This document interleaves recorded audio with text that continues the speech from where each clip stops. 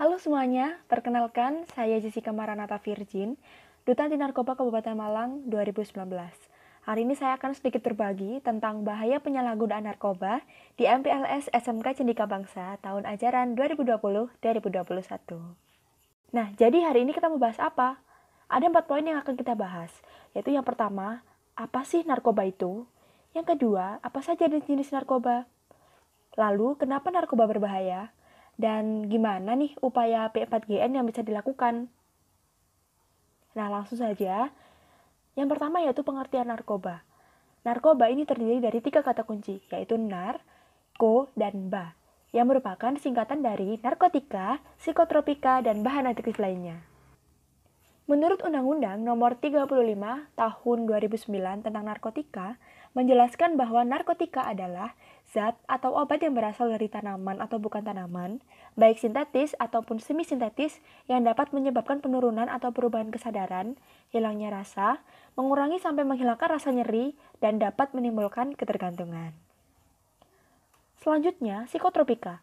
Psikotropika adalah zat atau obat, baik alamiah atau sintetis, yang bukan narkotika yang berkhasiat psikoaktif melalui pengaruh seleksi pada susunan syaraf pusat yang menyebabkan perubahan khas pada aktivitas mental dan perilaku. Dan yang terakhir ada bahan adiktif.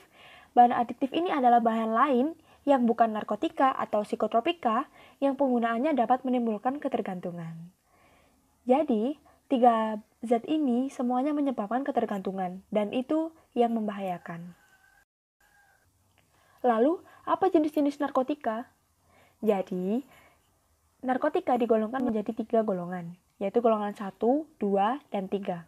Golongan 1 adalah golongan di mana narkotika ini hanya boleh digunakan untuk kepentingan ilmu pengetahuan atau riset saja, dan tidak boleh digunakan untuk medis.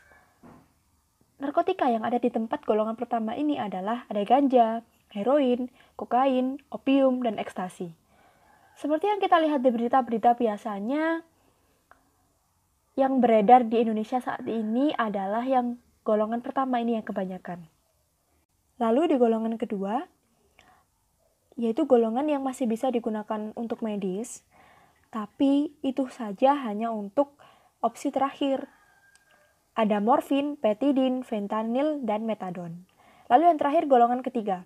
Golongan 3 adalah kodein, etilmorfina, dan nikokodina. Jadi sebenarnya jenis-jenis narkoba dan macam-macam narkoba ini masih banyak lagi. Ada yang namanya narkotika jenis baru yang biasa disingkat dengan NPS. Dan itu masih banyak lagi. Tapi di sini disebutkan adalah narkotika yang jenisnya umum, yang sering kita dengarkan dan sering kita ketahui pula. Di sini kenapa narkoba berbahaya? Seperti pada umumnya, dampak itu pasti ada dampak jangka pendek dan jangka panjang. Nah, untuk jangka pendek ini ada 3, yaitu depresan, stimulan, dan halusinogen. Depresan ini narkoba bisa menghilangkan rasa stres, tapi itu sifatnya sementara, dan setelah misalkan kandungan obatnya hilang di dalam tubuh kita, itu pasti akan merasakan sakau, butuh asupan narkotika lagi gitu. Terus yang kedua stimulan. Jadi stimulan untuk memperkuat daya tahan tubuh, tapi itu hanya ilusi belaka ya. Dan yang ketiga adalah halusinogen. Jadi setelah siapapun yang mengonsumsi narkoba ini secara disalahgunakan akan ada efeknya, yaitu berhalusinasi. Yang kedua ada jangka panjang. Nah, jangka panjang itu yang jelas adalah merusak sistem tubuh, merusak sistem syaraf, merusak sistem kendali tubuh. Itu pasti ya, karena zat yang di dalam narkotika ini sangat tidak diperbolehkan untuk dikonsumsi di tubuh manusia. Nah, ini bisa dilihat ada beberapa foto para pengguna narkoba. Ini yang terakhir, upaya P4GN, singkatan dari pencegahan dan pemberantasan penyalahgunaan dan peredaran gelap narkotika. Jadi di sini ada 3, yaitu bidang pencegahan, pemberantasan, dan rehabilitasi. Jadi yang pertama, sebagai penduduk Indonesia yang tahu akan bahayanya penyalahgunaan narkotika, yang pertama yang kita harus lakukan adalah membentengi diri kita dengan meningkatkan iman dan takwa kita.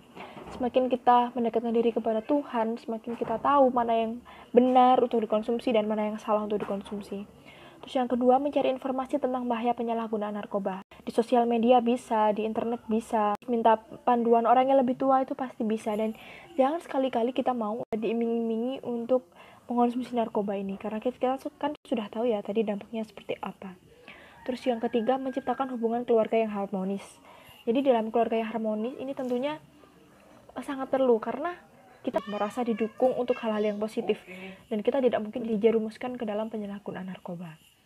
Yang keempat yaitu menciptakan lingkungan dan pertemanan yang sehat. Nah, lingkungan ini lingkungan apa yang dimaksud? Yaitu lingkungan pertemanan, lingkungan masyarakat sekitar rumah, lingkungan keluarga. Pasti dimanapun lingkungan kita harus sehat. Dengan pertemanan yang sehat pula kita bisa mendapatkan support yang positif sehingga kita tidak akan terjerumus ke dalam penyalahgunaan narkoba. Terus yang kelima adalah aktif dalam berkegiatan yang positif. Ikuti hal-hal yang positif, misalkan ikut ekstrakurikuler apa, terus ikut pengembangan diri apa, terus kegiatan di luar rumah seperti mengikuti Karang Taruna. Pastikan di situ hal-hal positif sehingga kita tidak akan memikirkan untuk menyalahgunakan narkoba ataupun mengkonsumsi narkoba ini. Terus ada istilah yang mengatakan kalau nakal dulu baru sukses gitu kan, itu salah besar teman-teman. Nggak semua orang punya takdir, nggak semua orang punya nasib yang seperti itu. Jadi alangkah baiknya daripada waktu ketika dewasa kita akan hancur, lebih baik kita melakukan hal-hal yang benar saat ini. Dengan melakukan hal yang benar ini, nanti pasti jika Tuhan izinkan sukses, kita akan sukses tanpa kita hancur. Terutama hancur karena narkotika ini ya. Dan yang terakhir ada selektif terhadap informasi media. Ini benar-benar sangat dan harus selektif terhadap informasi media apapun medianya, baik di sosial media, baik di internet, atau dan apapun yang menjerumuskan kita terhadap hal yang negatif, jauhi.